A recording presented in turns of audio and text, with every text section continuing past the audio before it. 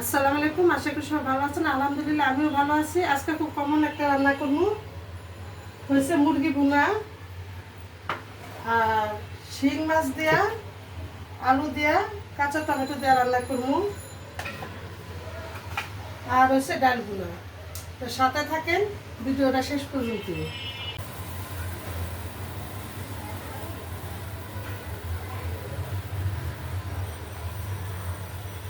তো পেঁয়াজ দিয়ে দিলাম সরিষার তেল পরিমাণ মতো। আমি ডালটা ভুনা করবো। রসুন কুচি দিয়ে দিলাম, পেঁয়াজ কুচি, তো দিয়ে দিলাম ডালটা,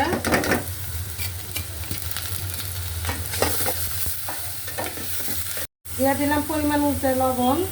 মশলাটা মিশিয়ে নিই, একটু ভাজা ভাজা করে নিই, তারপর আমি বাকি মশলা দিব। দিলাম ধনিয়া জিরার গুঁড়া, শুকনো মরিচের গুঁড়া,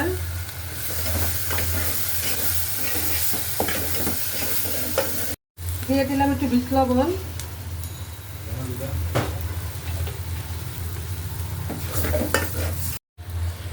আমি আবার চুলা ডাল বসাইয়া এই পাশে চুলা মুরগিটা ভাজিয়ে নেই। দিয়ে দিলাম পরিমাণ মতো সরিষার তেল, দিয়ে দিলাম মুরগিটা।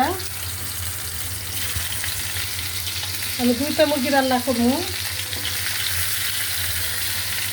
ডাইলে টমেটোটা দিব, কেটে নিতেছি। আর আমার ওই পাশে চুলা হয়েছে মুরগিটা ভাজতে দিছি।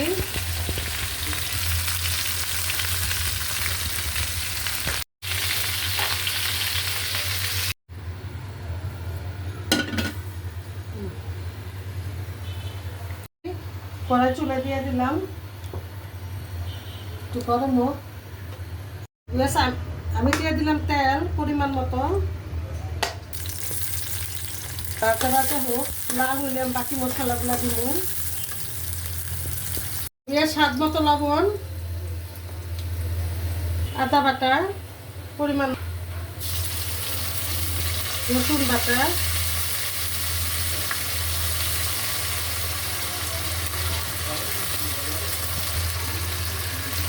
দিয়ে দিলাম পেঁয়াজ বাটা।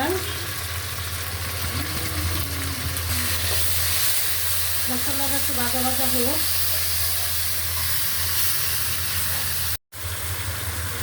দিয়ে দিলাম মরিচের গুঁড়া পরিমাণ মতো, ধনিয়া জিরার গুঁড়া, হলুদের গুঁড়া,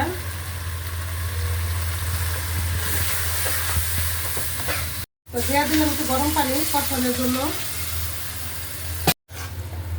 তো পেঁয়াজ দিয়ে দিলাম একটা টমেটো,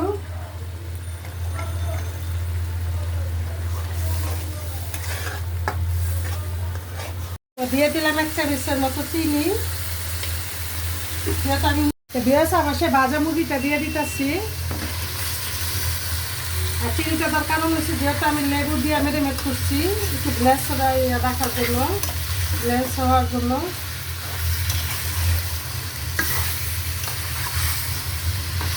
গরম পানি দিয়ে দেই মুরগিটা কষানোর জন্য। যে ফার্মের মুরগি হইতে বেশি সময় নেয় না, তাড়াতাড়ি হয়ে যায়, পানিও বেশি দেওয়া যায় না। আর সবচেয়ে ভালো হচ্ছে গরম পানিটা ব্যবহার করা। আমার চেয়ে আপনারা ভালো বুঝেন। তো বেশ আমি ধনে পাতাটা কেটে দিতেছি।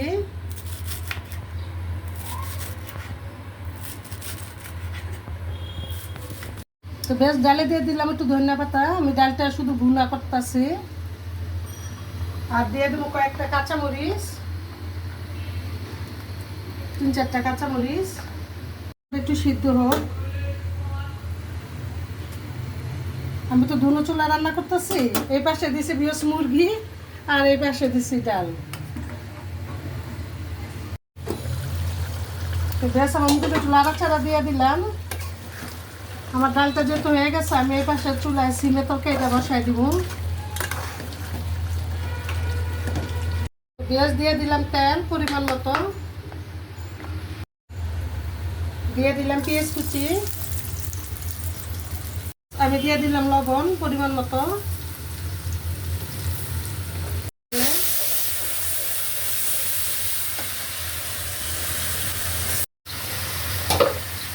তো পেঁয়াজ আমি গরম মশলাটা দিই নেই তখন, এখন একটু গরম মশলা দিয়ে দিলাম পরিমাণ মতো।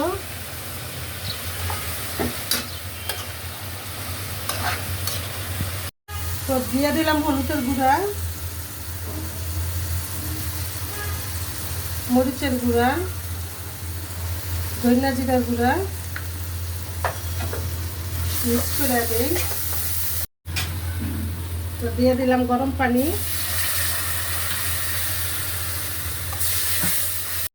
শিং মাছটা আমি তো বলছি যে শিং মাছ দিয়ে আলু দিয়া, নতুন আলু দিয়া, শিং দিয়া, কাঁচা টমেটো দিয়ে রান্না করবো। এই মুরগিটা কষা নিচ্ছি, তেল ছেড়ে দিচ্ছে। তো দিয়ে দিলাম একটু গরম পানি, বেশি দেওয়া যাবে না যেহেতু ভুনা। আমার মাছটা কষানো হয়ে গেছে, আমি তুলে ফেলাইতেছি সিম আর নতুন আলু।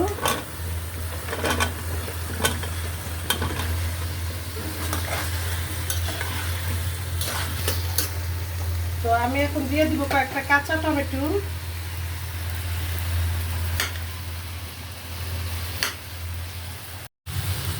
তো দিয়ে দিলাম কাঁচা টমেটো দুইটা, পাকা টমেটো দিব কিন্তু এখন আরো পরে।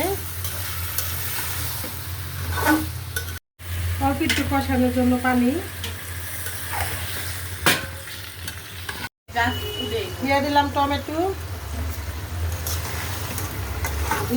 আমার রান্না দেখতে দেখতে বিরক্ত হয়ে যেতেছে। তো কালকে আমি বাইরের ভিডিওটা দিব, সাথে থেকে জায়গায় দিলাম কাঁচামরিচ। আপনারা সবাই আমার উপরে একটু রাগ হয়েছেন, আমি বাইরের ভিডিও দিই না, কালকে পাইবেন আল্লাহ বাসাইলে। গরম পানিটা টমেটো দিয়ে শিং মাছ দিয়ে দিয়েছে। রান্নাটা কেমন হইব খাইতে অবশ্যই কমেন্ট করে জানেন। নতুন আলু, নতুন সিম, সাথে আছে শিং মাছ আর হচ্ছে দেশি ধনিয়া পাতা। বাহ বাবা বাবা, কি সুন্দর রান্না। সামান্য একটু গরম মশলার গুঁড়া, ভাজা জিরার গুঁড়া। আমার ছেলেরা মুরগিটা খাইতে বেশি পছন্দ করে, এই কারণে আমি বেশিরভাগ মুরগি রান্না হয়। তো বিয়াস আমার তরকারিটা হয়ে গেছে, দিয়ে দিলাম ধনিয়া পাতা, নাড়াচাড়া দিয়ে দিই। কেমন আছে রংটা? তো বিয়াস দেখলেন তো কি রান্না করছি, মুরগি ভুনা, কাঁচা টমেটো দিয়ে, সিম দিয়ে, শিং মাছ দিয়ে আর ডাল ভুনা। তো আমার রান্নাটা যদি আপনাদের ভালো লাগে থাকে অবশ্যই লাইক কমেন্ট শেয়ার করবেন, শেয়ারটা একটু বেশি বেশি করে দিন আর আমাদের পাশে থাকেন, আমাদের জন্য দোয়া করেন। তাহলে ভালো থাকেন, সুস্থ থাকেন, নিরাপদ থাকেন। আল্লাহ হাফেজ।